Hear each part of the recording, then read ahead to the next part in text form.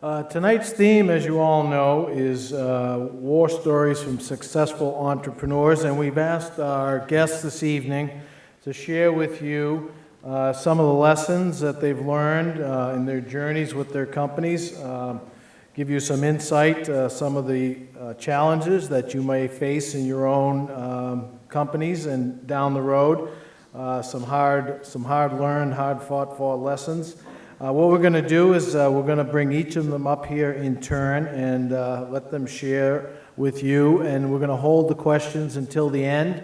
We'll let them sit back down as a panel, and then they'll take any questions that you might have. So you might want to jot down your questions as you're listening to the speakers, and the one or more of them can answer your question at the end.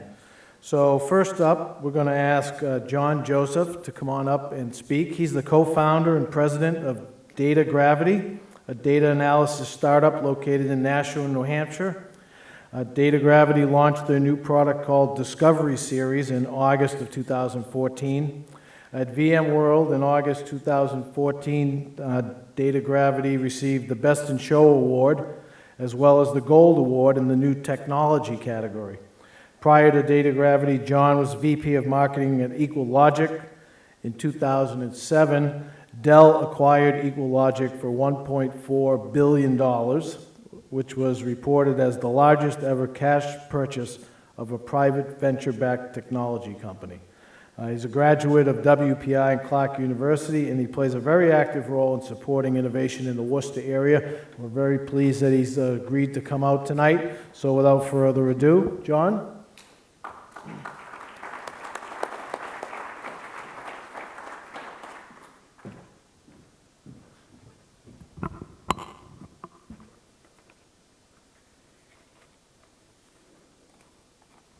Good evening. Yeah, that was a very nice introduction. I had no idea that they had collected that information about our recent success at VMworld. That's great.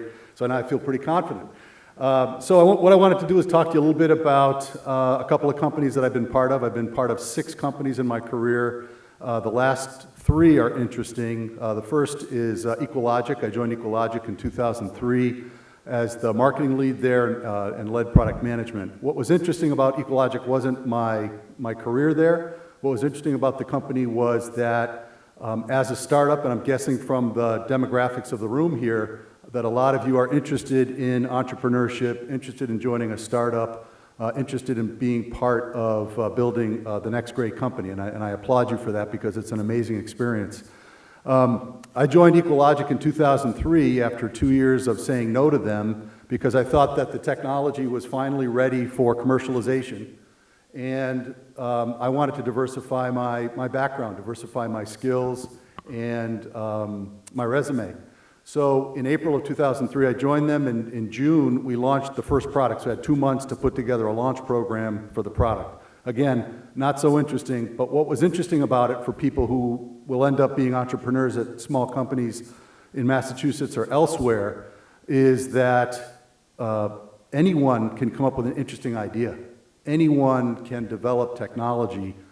The hard part about developing technology for the masses is commercializing it and taking it to market. That's very hard because you have to examine market forces in first coming up with the idea. Some people say, my startup idea was a result of looking at what people didn't want to do in the course of their daily lives, and I automated it. Well, the startup that I joined had already been going for 2 years. It was in the space of data storage. We take a photograph every couple of milliseconds on the planet right now, and we generate a megabyte of data. 1,000 pictures is a gig. 1,000 of those is a terabyte, and 1,000 of those is a petabyte of data. That has to go somewhere. People talk about the cloud. People talk about on-premise computing. People talk about handheld mobile devices. Well, every single one of those things is a vehicle to contain data.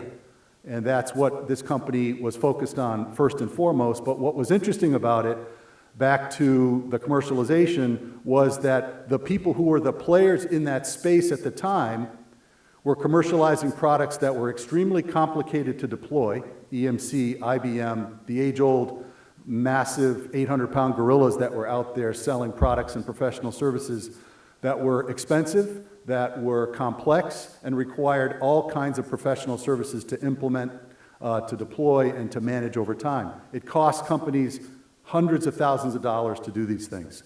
Equalogic's innovation was to take things that were only affordable by the Fortune 500 and make data storage affordable by the masses. So we made the sand for the common man. And we started that in June of 2003. And back to the comment about commercialization, we weren't really clear how to bring that product to market. So a lot of you folks with engineering degrees here are starting to think about the concept or the idea that you're gonna bring to market. The question is, once you've developed that and you go through your alpha phase and your beta phase and then general availability or GA, how do you scale it, right? That becomes the responsibility of a bunch of people at your company that have to figure out how to take it to market, get customers who want to buy it, and get connected to those customers. Well, starting in 2003, I started to build a team around commercializing that product. It was a $40,000 data storage device that was competing against $150,000, $200,000 storage products from these Goliaths in the marketplace. And we chose a place where those 800-pound gorillas really didn't spend a lot of time, and that was what people call value-added resellers, or the indirect channel, selling through partners, authorized resellers. And that process was really difficult for us because we had started to hire salespeople that were direct salespeople. They were salespeople that would go directly to the customer, try to sell the product, and the great news about direct selling is all of the profits belong to the company because it's a direct sale. Through the indirect reseller model, you're sharing the profits with the people who represent your product and represent your company. So there was a lot of tension in the company around putting together our go-to-market model. In the end, the indirect reseller model was the way to take this technology to market, and what we did in our marketing and selling was we educated the consumer before they came to the salesperson. So you think about marketing and selling as promotion of a product, promotion, promotion, promotion. In our space, it was education. So identify who your customer is, bring that customer to you, and educate them. They will be loyal to you forever if you give them something in return for them identifying themselves to you. They give you their name, they give you their email address, they give you their telephone number, and you educate them about what it would take to deploy this revolutionary technology in their data centers. And we went from 0 in 2003 to 2007, as was described earlier, at $200 million run rate. We had grown the business in less than 4 years to $200 million. And we were entertaining bids from 2 companies. Dell was one of them, and the other remains nameless, between $35 million for some bottom feeder like proposals to $1.4 billion in our last round. It was 2 days before we were going to start our roadshow for IPO in New York City. And we were preparing our S1s, we were preparing our presentation material, and we were purchased by Dell, and 6 months later, the banking crisis hit globally, and the market just went into a tailspin. One of the greatest things that could have happened to the company. Great exit for the employees, great exit for the investors, et cetera. So, interesting story, Equalogic, indirect selling model, figuring out how to take your product to market, pretty cool stuff.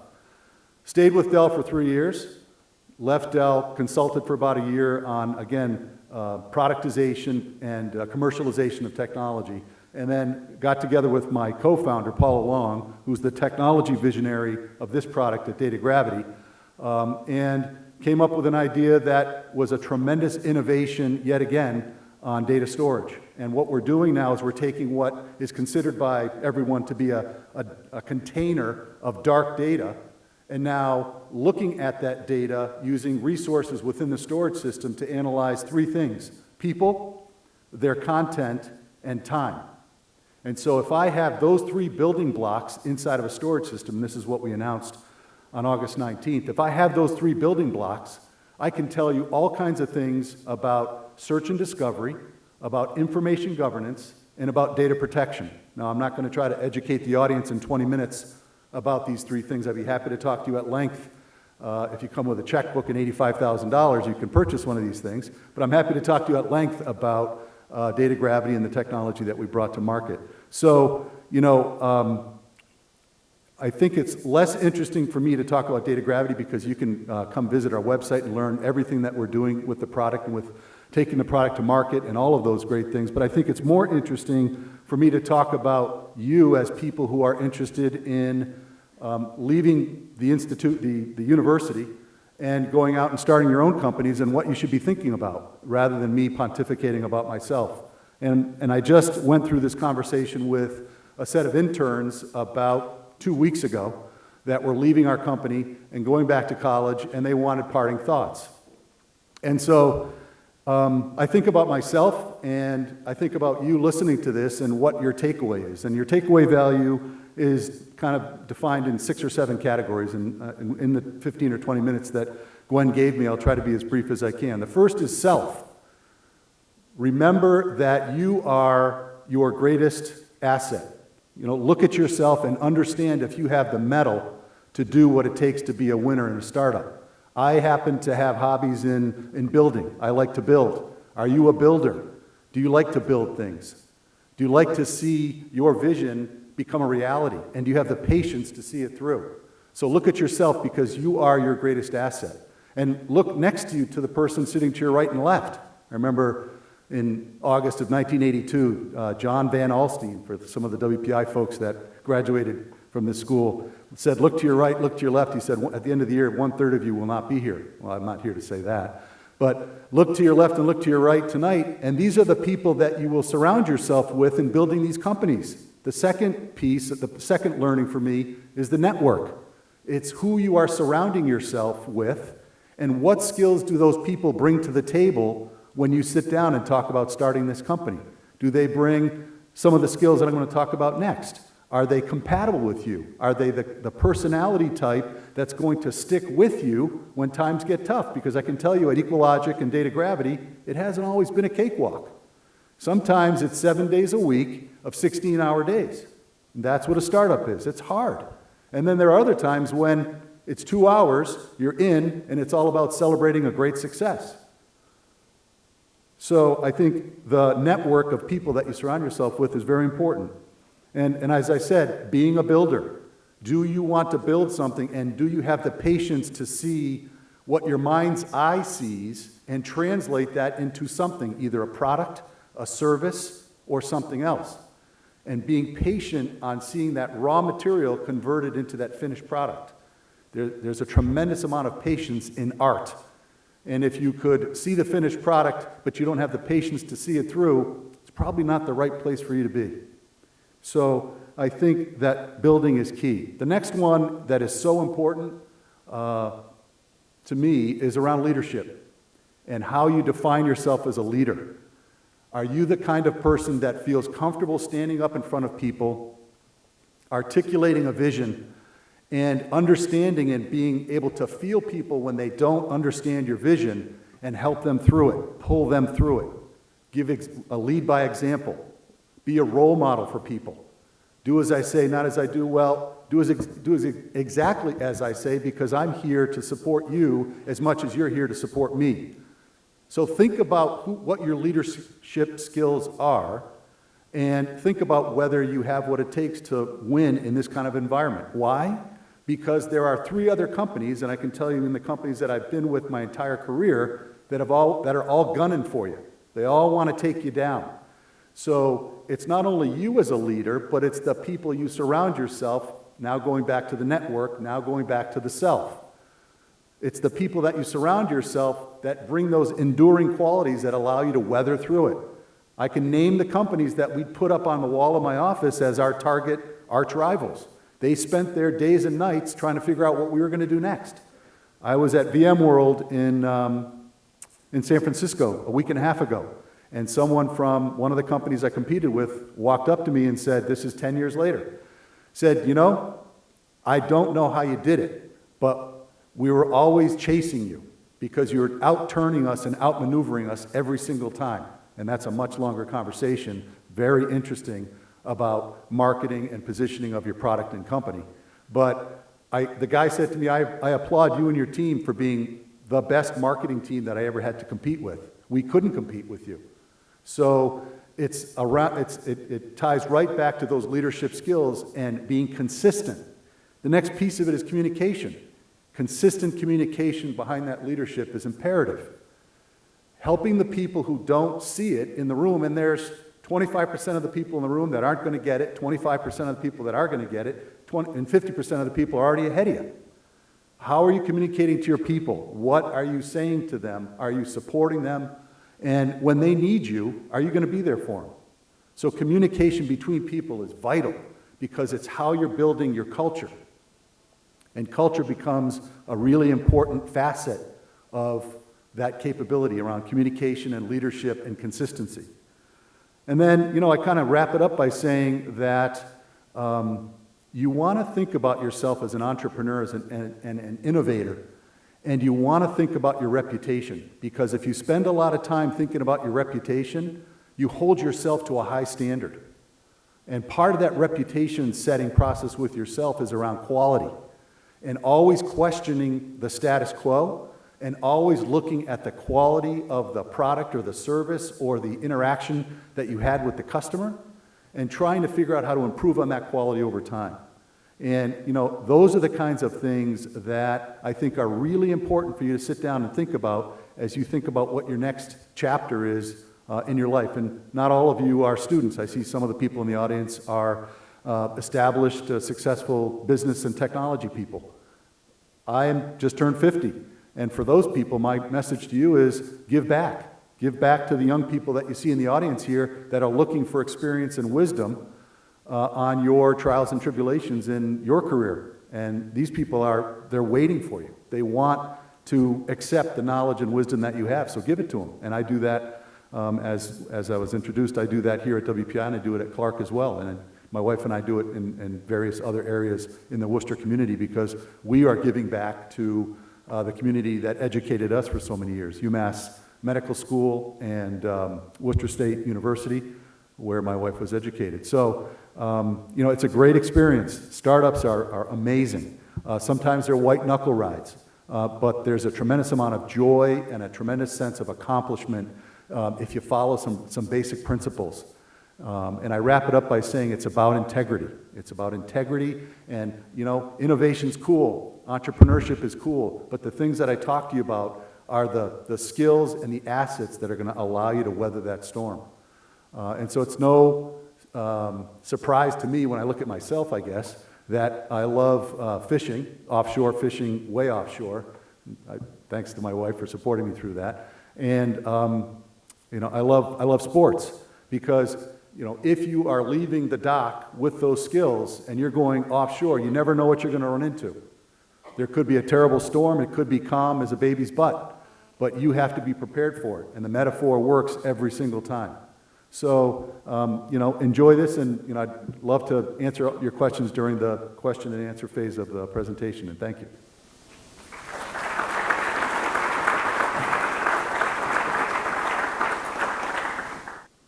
Next, we're going to call up David Frogel, who's the president and founder of AnchorOps, media finance solutions company based in Westboro. AnchorOps is the advertising and media industry's only trusted resource for improving profit margins via software services and financial solutions. Media finance requires a unique approach. Media is complicated because it's intangible, air, space, time, and views, and the number of media types has proliferated over the past decade. It was David's prior experiences in media and software that led him to establish AnchorOps in May of 2012. And without further ado, David?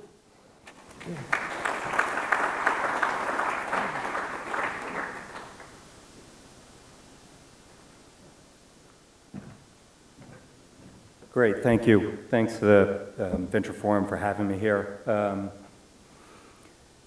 One presentation started back in the dawn of time, another in 2002. I'll start back in 1978. I was 8 years old, and I was selling fireballs in the schoolyard, and became infatuated with the fact that I could buy something for one price and sell it for another, get attention, and make money, and it was really just that easy. In 1981, a product came on the market called Capri Sun, which is still around, and my mother had this heat sealing machine. She was a avid cook.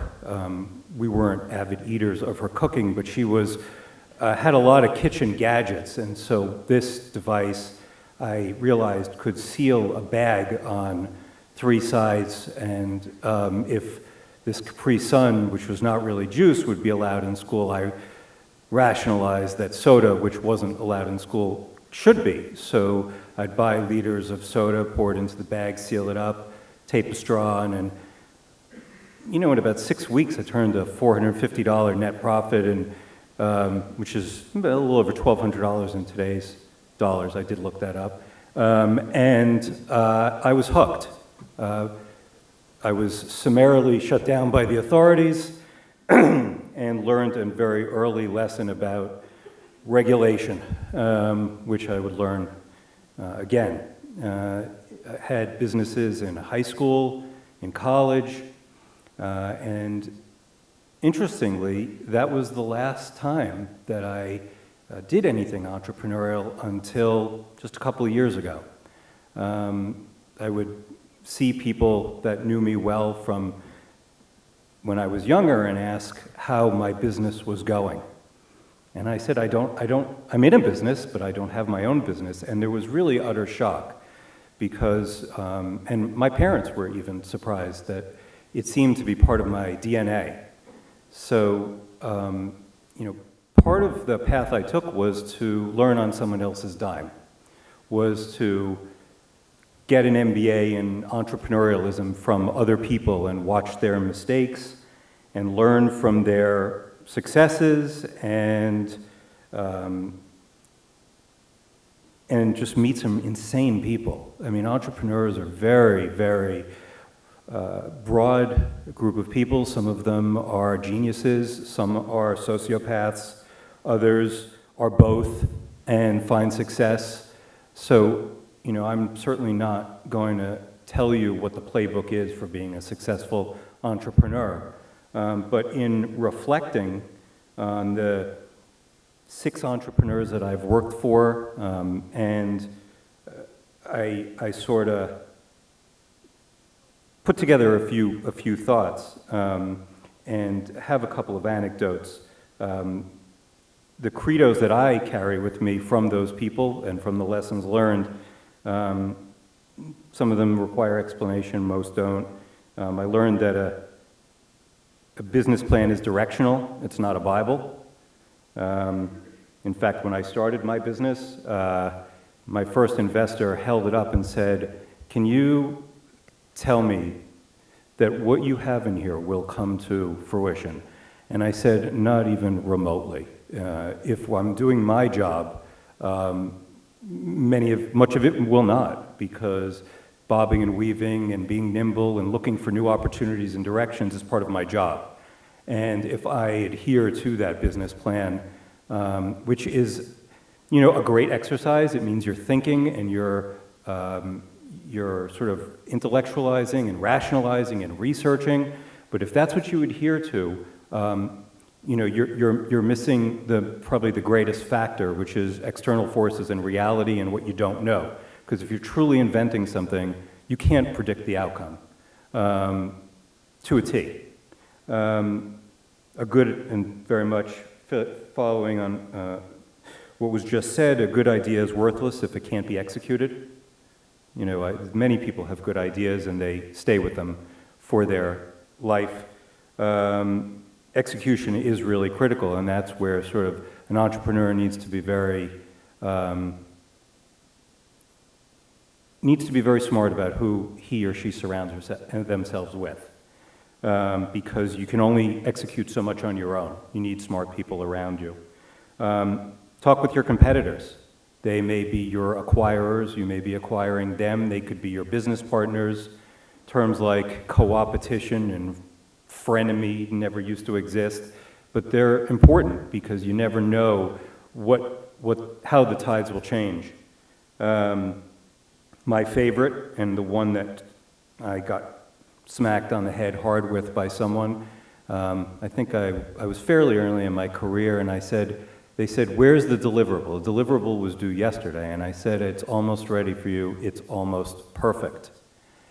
And I could have been marched to the gas chamber with that phrase when the entrepreneur said to me, incremental progress is much more valuable than delayed perfection. And it's something that I've kept close to my heart to this day, and I share with others. Getting something to market, getting it done, having something to show for your efforts is much more important than having it be perfect. Especially, there's no greater validation than if you look in, all of the tools and communication vehicles we have on the web. I mean, there's a lot of unfinished work out there. I mean, you have to have a certain amount of quality and professionalism, but getting to market is important. Asking for input and listening to it are not the same thing.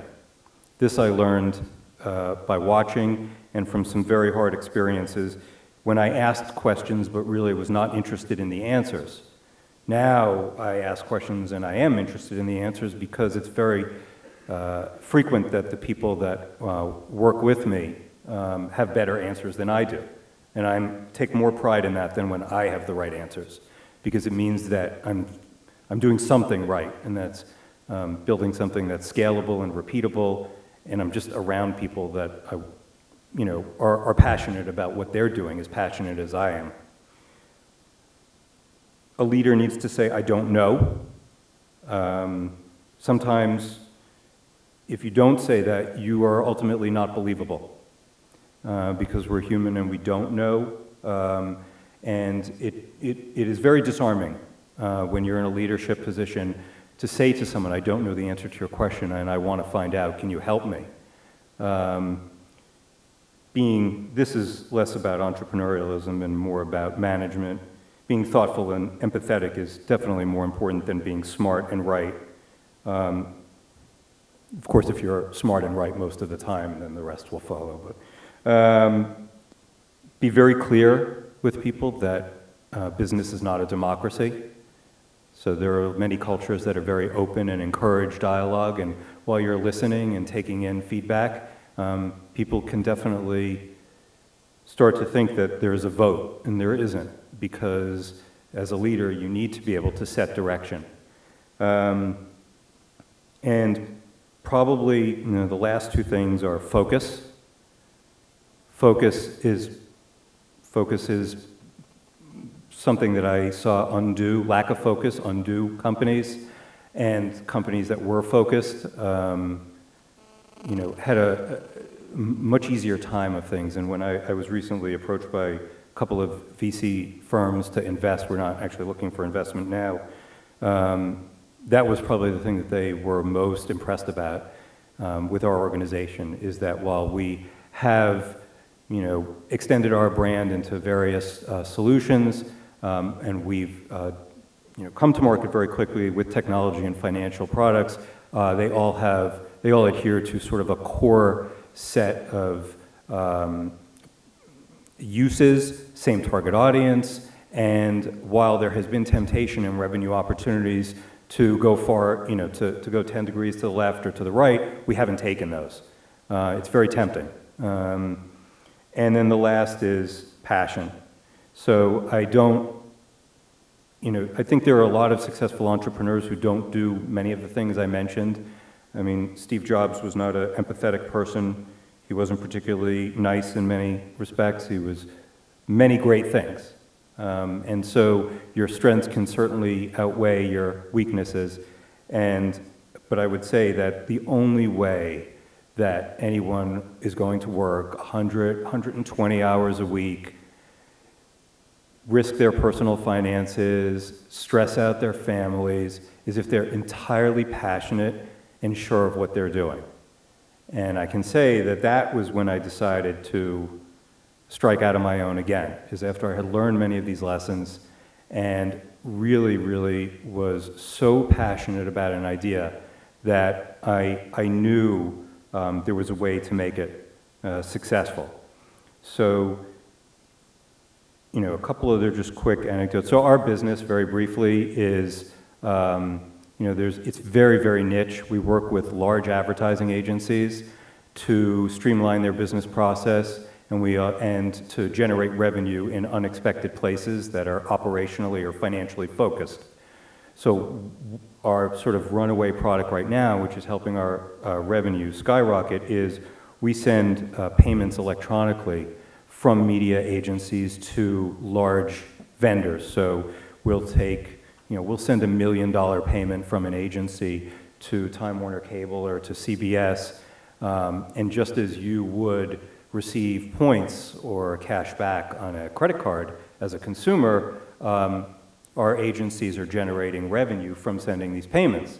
And if you think about an agency that does $50 million in revenue, but has the ability to move $650 or $700 million of other companies' money, their customers, it's a very attractive value proposition. And where we've even, had a nice niche in the last couple of months is finding a couple of political agencies. And so I can proudly say that I'm among the few people who am thrilled when the political ads come on TV, because I just hear the cash register ringing. I don't care what they're saying, and I don't even, I do, but, in this particular instance, their affiliation does not matter to me. We have both Democratic and Republican shops, and they generate revenue, both. Another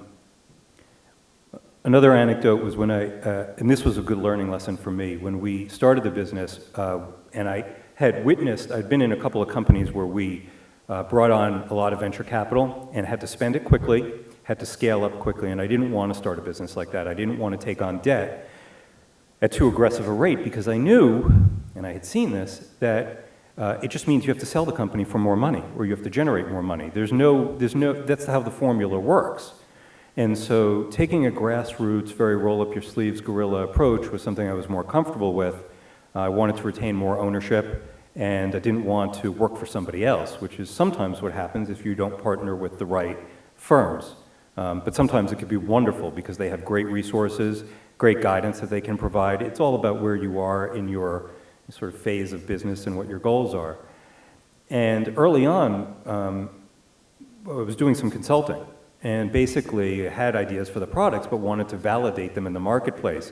And I thought that there was no better way to do that than to hire one other person who was on my team, and we would just do consulting gigs and figure out if what we had assumed about the marketplace was really true. Not in books or in stats or by talking to people who had anecdotes, but just to go out and do it. And it was very helpful, and it did validate many things. It also invalidated a couple of ideas that we had had. But one of the brilliant ideas I had, and I say this sarcastically, was that we were doing a lot of work in the mid-market, where there was a software company. There was a certain way of implementing software that was very best of breed. So a couple different solutions that were piecemeal together, piecework together, and they worked well for mid-size agencies, but those agencies couldn't afford MediaOcean, which was this big, monolithic ERP system that moved about $150 billion a year, that was used by the 6 largest ad agencies in holding companies in the world. And since we couldn't consult to those companies because it was a closed system, I thought, well, it's always great to have an enemy. It's always great to have someone to go after and to vilify if you have a good story for the other side. So I wrote a white paper and prepared it and even circulated it to a couple of people in the industry, and really saying how the best of breed approach was just the home run here. And an advisor of mine, someone on my board, I pulled together a group of advisors who we got together for dinner. She said, well, you may be right, but what if you ever want to work with these guys? Like, what if your business changes and you're not consulting and you have a product that's really not going to go over very well, even if you're right? So I had spent really a good 6 weeks of time, day in, day out, writing this paper because I thought it would be so compelling and help drive our product sales. And I am pleased to say that I listened to her and put it in my pocket, and it went nowhere. And about 2 weeks ago, we closed the industry's first partnership with MediaOcean to be the only electronic payment provider for the 6 largest agencies, sending $150 billion to media vendors throughout the world. It's not an exclusive deal, but we're the first, and we have quite a jump on them. And it was accomplished through relationships and about a year's worth of selling. But had I not taken her advice and had been very focused and fixated on this one part of my business, that opportunity would never have happened, and that's probably what will catapult us to the next level of business. So, and I'd seen these mistakes made before, not talking to your competitors, not talking to businesses that you thought were not worthy or not viable partners, and it really never made sense in the long run. So those are a couple of the lessons I learned. There have been plenty more. I've learned not to tell someone in the Department of Labor to go F herself, as one entrepreneur I worked for did. I've learned not to, I knew not to smoke weed and come in a tracksuit on Sundays and demand that my employees come in and meet with me there. I've learned from other entrepreneurs. I started my career in the meat business, wholesale meat in New York, and I learned not to run a business with 3 sets of books. Some of these were fairly intuitive lessons, but they have served me well. And I appreciate your listening, and if there are any questions, I'm certainly happy to answer them later.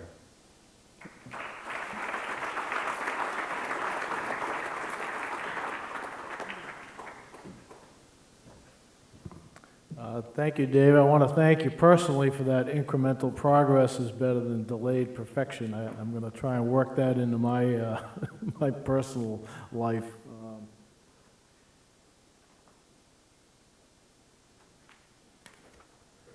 And our last entrepreneur of the evening, Marc Girolimetti. I knew I was going to butcher it, even though I practiced. Is a 17-year veteran of the software and interactive agency worlds. Marc's founded 3 companies and been part of 4 more startups covering news, entertainment, advertising, and gaming. Marc has led the creation, execution, and management of hundreds of marketing initiatives for some of the world's most recognizable brands, including Microsoft, Dell, Alienware, FedEx, Warner Brothers, EMC, and Adobe. Marc's latest venture is Red Raider Studios. Red Raider Studios is leading the foray into smart and sustainable gaming. Their games are social in nature, but rely on combining strategy, quick thinking, math, and fun. Their first title, Silo, was released in December of 2013. So without further ado, Marc.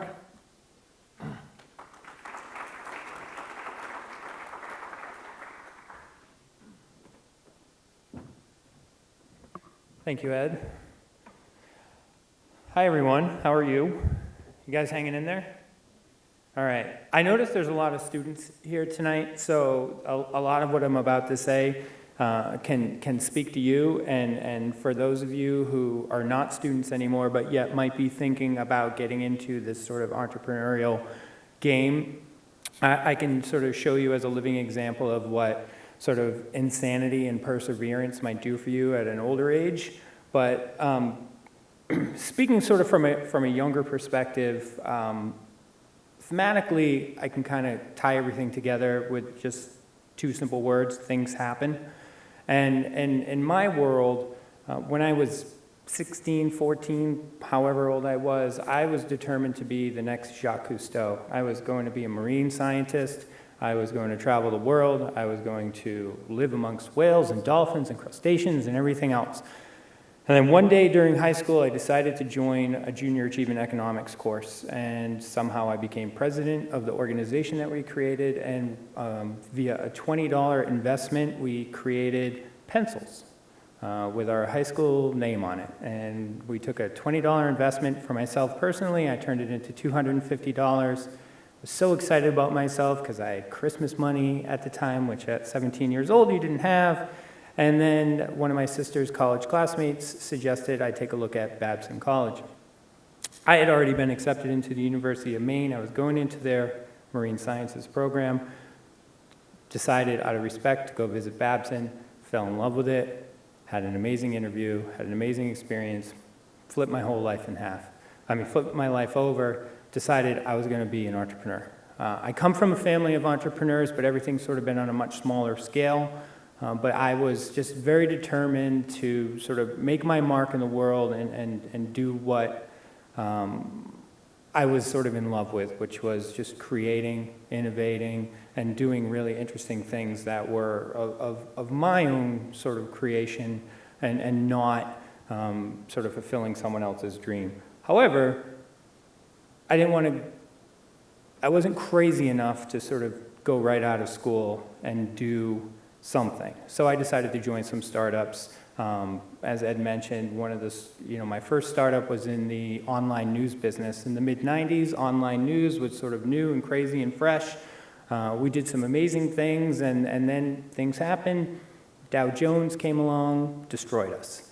I moved on into the online entertainment space. There's a bunch of young people who were doing really cool things. We came up with this thing that looks very similar to what iTunes and Spotify and everything that we use nowadays looks like. We partnered with a company called Compaq, which some of you might remember. They created these things called MP3 players, this really tiny, lightweight, awesome little device that you could wear on your arm. And then a company called Apple and a guy named Steve Jobs came along and blew us out of the water, and that was it. After that, I decided to sort of flip over to the agency side of the world. I went into a progressive technology marketing field and got into something crazy called email marketing, which is one thing that kind of annoys us on a daily basis now, but in the year 2000, 2001 was kind of on the cusp. That's how I started to get sort of associated with these huge brands, and we did some amazing things. We won some awards. It felt great. I was really good at it. I didn't love it, but I was good at it. That company kind of went belly up. Things happened. Our founder and CEO decided he wanted to be a reality TV star, became a cast member on Donald Trump's wonderful show called The Apprentice, and all of a sudden all hell broke loose and our company blew up in front of our face. So I was sort of decided to go out on my own. Luckily, with this agency, things happened. Our offices were right next to Fenway Park, and somehow we ended up with the Boston Red Sox as a client. And when the Boston Red Sox found out, I'd voluntarily laid myself off, although my layoff was positioned with a larger layoff, and some of the customers were upset. Dell, for example, pulled their contract out of the company when they found out I got fired. And so it sort of made me feel good in terms of the work I had done, the reputation I had built for myself. The Red Sox called me up and said they needed some help. This is right after they won the World Series in 2004. We're having this big party, and can you help us with graphics and images? And I'm like, I don't do that stuff. But they trusted me and said, well, why don't you just go out and start a firm, and then we'll support you. Okay, so I did. And that's kind of how I got into this sort of interactive marketing game for myself. And that's kind of how I stumbled into gaming. That was sort of the first foray into it. I got a phone call from a local agency that had no clue how to sort of develop interactively in terms of what we were capable of doing. And they said, we've got this great client called FedEx. And in their sports marketing group, they were thinking about doing these games, but we don't know how to create games. And I created one game in my life, which was just a recreation of the game Simon for a corporate Christmas card. And it was insanely successful. We sent it out to 2,000 people, and then when we got the data back, there were over 500,000 plays of the game. So it kind of hits you in the head, like, okay, people like this stuff.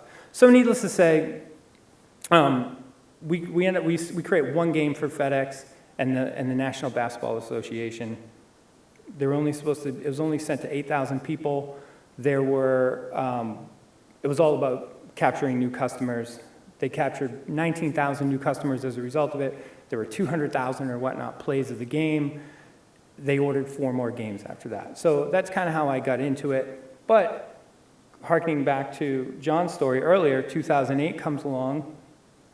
I had sort of sold the agency off in more of a merger and then kind of bought it back because it didn't work out. And here we can talk about long war stories. And restructured the company in terms of what we wanted to do. And I went small again. And then I'd set everything up for the last quarter of 2008. We were going to have our largest quarter ever. It was 7 figures in revenue for what really amounted to a 3-person company with a staff of 18 contractors. And then all of a sudden the stock market crashed. And since we were on this sort of progressive marketing side of the business, excuse me, this is what happens when you're Italian, you talk with your hands all the time. The whole business blew up. All the money got pulled off the table. And we're talking contracts. All the terms were agreed to. We were just waiting for the signatures to be signed, and everything just disappeared. And here I am feeling horrible. I'm about to lose my business. I have 1 customer left, 1 measly $10,000 client. That client happened to be in the media, online media business, and they had no clue what they were doing. Their product was disgusting. It was terrible. They had no clue what they were doing. And I told them this, and I probably because I was so angry that I was about to lose my company, I didn't care what I said to the client. And I said, well, give me 30 days. I'm going to redo your whole product. I'm going to change your business model. And if you don't like it, too bad. And they agreed to it. And so all of a sudden, there's 2 bright-eyed, bushy-tailed entrepreneurs decide, wow, you created this amazing thing, and I created this technology for them that served as an advertising conduit in online video and online gaming. And we were doing some really crazy stuff, taking advantage of television shows that used product placement. We were taking advantage, working with MLB to, instead of advertising that when you watch a baseball game and the ads that flip up behind home plate, we were digitizing that stuff. So if a Delta ad flipped up behind home plate, there's a Delta ad there. All this amazing things we were doing. We had CBS on board, we had Ford on board, we had Chevy on board, we had Under Armour on board. Everything was looking smashing for us. And then we go out and raise $500,000, turn a corner to go into your Series A round of funding, and everything just blows up. And it stinks, and it hurts, and you don't know what to do. Me, things happen. I come from a family that sort of has always, for my entire life, created board games. Just for the family, just for fun. One Christmas, family gets together, and this is a tradition in my family. Every Christmas evening, we play board games.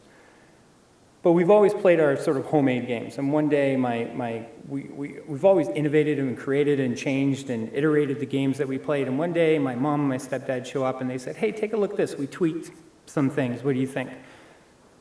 And we play for about an hour, and I realized, like, this stuff can go digital. And so I just shoved it in the closet. And then as I was trying to sort of figure myself out and what I wanted to do, I thought I wanted to go back into the working world just to take a break from things, and realized that just wasn't for me.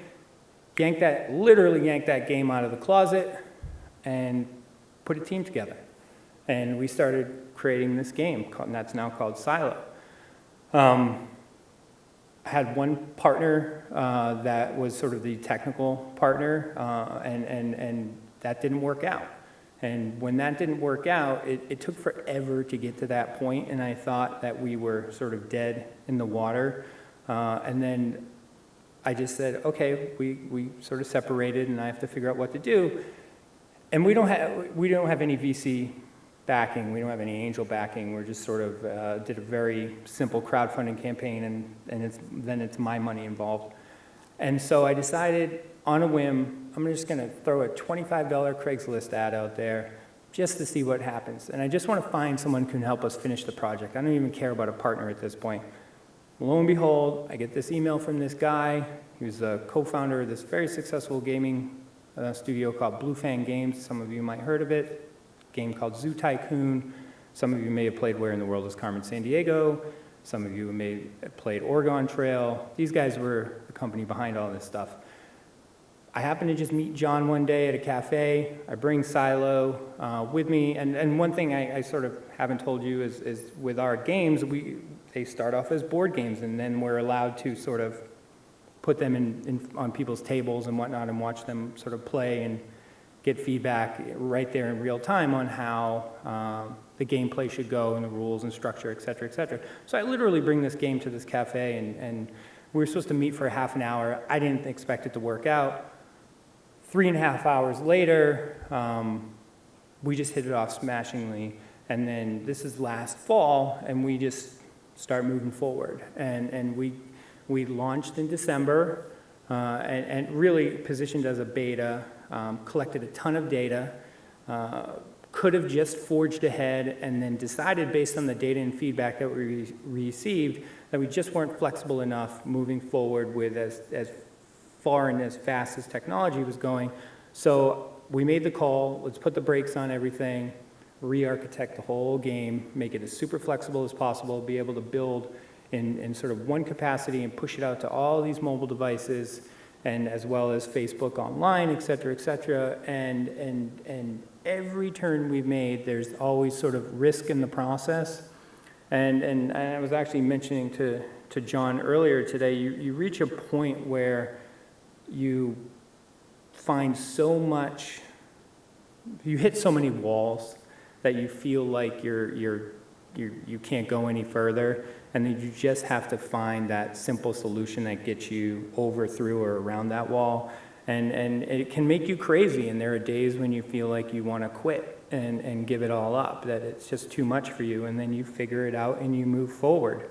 The biggest thing right now is it's sort of the most simple technology that I've ever been involved with, but it's the one that I'm sort of the most passionately in love with, and it's the most fun. I mean, how can you not have fun with games?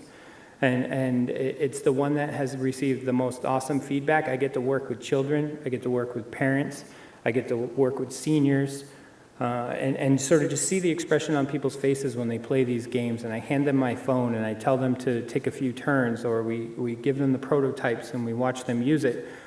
It's incredibly rewarding. And then what we do thematically in terms of smart, sustainable gaming, this isn't mindless cutting of fruit or tossing of birds, and not to sound negative or whatnot, but we want people to feel better when you're on your device and you're playing a game, and maybe your parents might laugh at you, oh, you're gaming, you kids and your games. But this stuff makes you better. It literally makes you sharper the more you play and exercise your brain. And it's not just one game. We've got a whole series of games that are coming out. And everything that we do is intended to be positive. And so we're sort of trying to carve a niche out where we're staying away from sort of the violent side of things. We're staying away from the mundane, brainless sort of things. And we're really trying to create a positive effect in people's lives through gaming. And so it just happened. I mean, you don't walk around as an entrepreneur saying, what am I going to do? What am I going to do? Oh, I got to come up with some idea. It just happens. And in this case, life circumstances sort of made it happen. I'm 40 years old. I'm married. I have 2 kids and a mortgage. I live in the suburbs now. It's an insane period of time to even think about doing what I'm doing. I feel like at any moment I could roll over and my wife might kill me. I'm joking. Seriously, our relationship's very healthy and stable. But it's tough to look her in the face sometimes. It's tough to look my children in the face sometimes. But I know where the end is, and I spend a lot of time convincing them where the end is, but every day we make a step, we get a step closer to it, and therefore it's fun and exciting. At the same time, my kids are my product testers. So they come home from school and they say, hey, can we play Silo? Because to them, it's time on a computer playing a game. So to them, they think they're getting away with something, but they're actually helping me product test. And I throw these products in their classrooms and get tons of feedback. So needless to say, it's a crazy time, and I know I'm kind of frenetic with my talk right now, and the reason being is we're launching on the iTunes store this week. So it's a huge, important time. My head's on a swivel right now. I'm crazy. I forgot a million meetings this week already. I have people, thankfully, to help remind me that I have to be places, but it's nuts. But I'm full of energy. I'm full of excitement. It's the most awesome time in the world for you young kids to get into this game. You've never had the advantages. You have more advantages than anyone's ever had in the history of students anywhere. It's an amazing period of time. I taught at BU at one point. I spoke, you guys might know Becker College here locally. Speak at Bentley and Babson and all that stuff. And all these kids, you can just roll right into it with low risk, tons of energy, phenomenal ideas, and you all have each other as a support system and take full advantage of it. And then take full advantage of us old farts who have done this before and are happy to help you guys at any stage. So thank you. I appreciate it, Ed. I took a lot of time.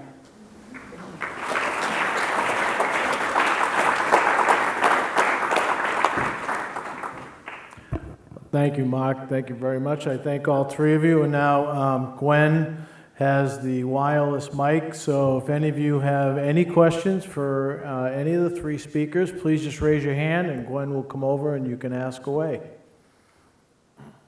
Got one up here?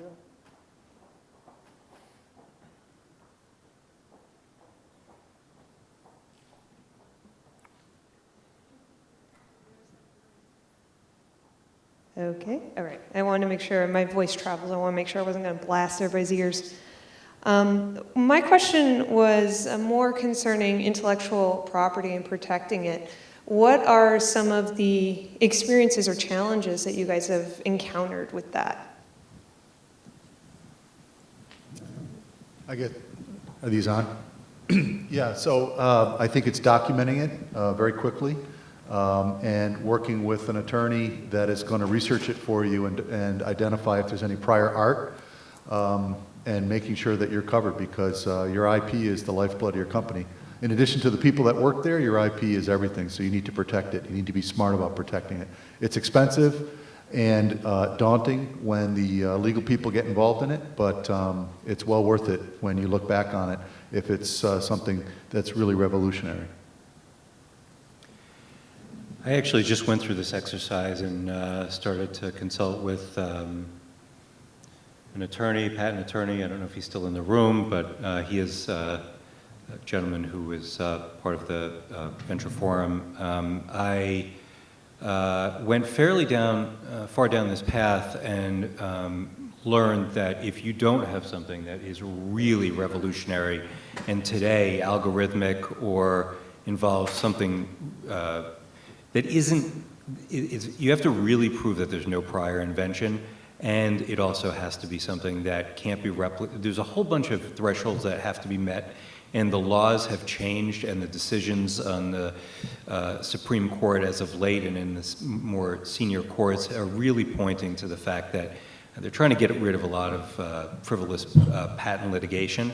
And in our case, I decided that having a trade secret and our own secret sauce for a while was going to be more important than filing, because as soon as you file, it's public. And so, in what we do, having 6 months is probably a pretty good advantage over a competitor. And if we don't stop innovating, we're pretty much gonzo anyway.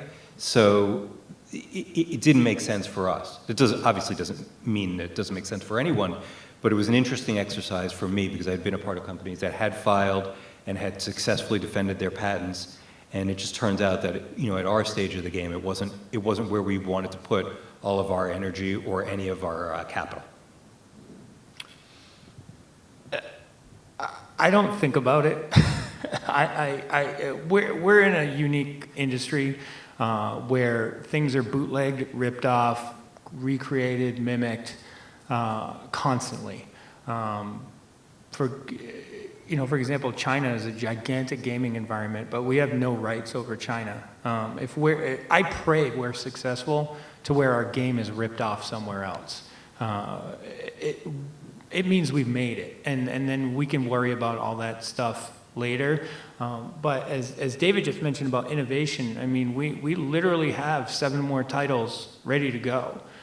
So if we're successful with Silo, for example, we can just keep pushing forward. And we already have Silo 2 planned out, and we have Silo 2.5 planned out. So there's a roadmap for all of our products. So by the time we're ripped off, we'll be ahead of it anyway. And hopefully, you know, in our space, we just create brand loyalty, and people want to just stay with us. But if we're ripped off, we're ripped off. I'm saying this today.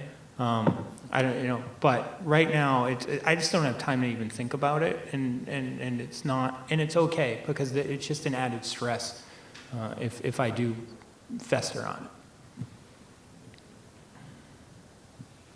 Other questions?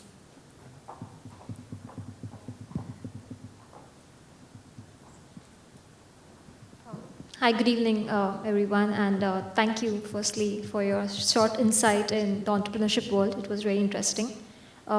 My question goes specifically to Mr. John Joseph. Good evening, sir. Good evening. The question is, you had given us small insight about your competition with VMworld. And to my knowledge, VMworld is currently in the spree of acquiring many many startup companies, including AirWatch, which was recently acquired, mainly because of its patents and marketing strategies that you're doing. Yep. So I would want to know what exactly did you do to beat the competition in the marketing field? So. It's a complicated answer, but to be brief, the IT industry is stronger when you unify with ecosystem partners. So when you identify companies that make your solution that much stronger for people who purchase and consume information technology, then your unified ecosystem play is far stronger than going it alone. A lot of our competition tried to market their product as a standalone product, and when they didn't unify with the likes of Microsoft, VMware, Riverbed, Cisco, Solaris from Sun, some of the Apple products that were early on in the last decade, they looked a lot weaker. So as I talked earlier about educating your consumer, if you define that ecosystem and educate your consumer about what could be best practices and best recommended configurations, that consumer is now makes very informed technology choices, and they will choose you over the competition because of the richness of your educational format, if that makes sense. And I'm happy to talk to you about the AirWatch thing with VMware. VMware is a very interesting company, very much like Microsoft of old and other companies that want to own the entire data path. VMware wants to own it everywhere from the mobile device all the way to the computer room. So they're a very strategic player in the market right now. One to watch. I'll ask you one final question, which has always intrigued me. So an entrepreneur who's got a great idea and they're working on it by themselves, how far do they go by themselves? When do they know that it's time to seek out, either their first advisor or team member, or how far down the road do you go as a lone ranger? And when do you know when you need to bring other people in? I don't think you start that way. For me, I mean, it's about getting other experiences, bouncing your ideas off people, collaborating. I mean, I've met people who say, they've got a great idea, they can't share it with me yet. It's not going to be such a great idea if you can't tell anyone what it is. Unless you're like, I don't know, Edison. It just doesn't occur anymore because we live in a very complex world with so much interoperability with partners. You need to vet your ideas with people, and typically you'll get a great return on that investment. So, for me, the first thing I did was talk with people who were smarter than I am, who knew more than I did, and who were very well connected, and bounce the ideas off of them because they redirected me or validated or, I agree. I think it starts with trust. trusting the people around you to be able to take ideas to them and have them shoot holes in it. And if it survives the devil's advocation, then it deserves to go to the next level, which could be an angel, seed funding, A round, venture, etc. But as I said in my short presentation, building a network of people around you that you trust is key, and not being afraid to socialize it, because if you want to just talk about the technical aspect of it, there aren't a lot of teams out there that can technically copy the capability as fast as you can. So let them take a shot at it.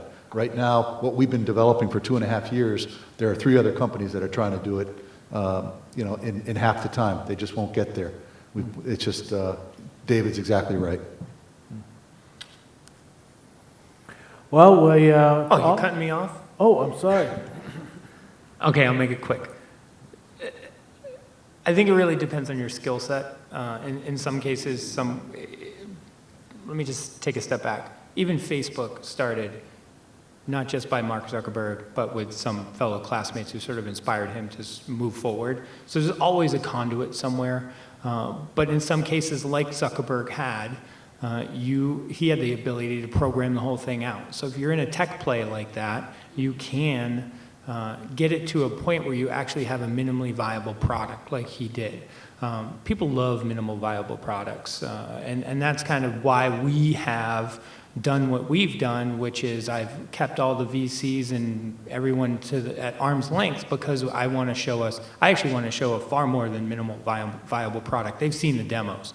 But now it's just a matter of let's reach a point. But in my case, I had the plan and the idea down, and then I handpicked a team to help put it together, knowing I didn't have the technical skill set to build this stuff out, but I had the vision and I had the ability to sort of visualize it all and see it holistically as a business, while my 2 co-founders have real specific technical skill sets that can help get us to a real product that actually generates real revenue. So at the end of the day, it's, where can your skills get you? But at the same time, you can't do it alone for too long, if at all.